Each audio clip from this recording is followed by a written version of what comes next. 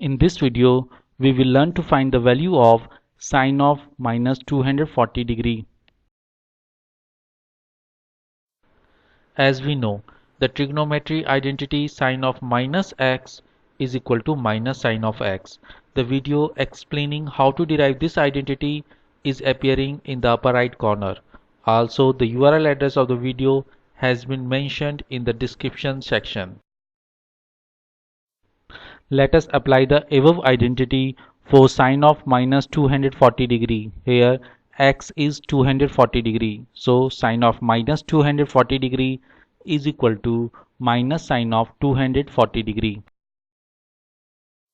As 240 degree is equal to 270 degree minus 30 degree. So sine of minus 240 degree is equal to minus sine of 270 degree minus 30 degree. As we know, the trigonometry identity sine of 270 degree minus x is equal to minus cosine of x. The video explaining how to derive this identity is appearing in the upper right corner. Also, the URL address of the video has been mentioned in the description section. Let us apply the above identity for sine of minus 240 degree. Here x is 30 degree. So sine of minus 240 degree is equal to minus of cosine of 30 degree, which is equal to cosine of 30 degree, as minus of minus is plus. We know the value of cosine of 30 degree is equal to square root of 3 upon 2.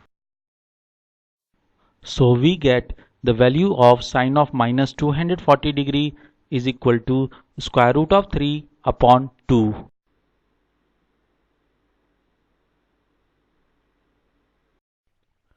Thanks for watching this video. I hope you liked this video. Please press the like button if you liked this video.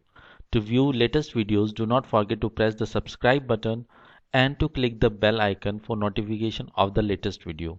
You are most welcome to express yourself about this video in the comment section, or if you want me to develop a video on any other topic.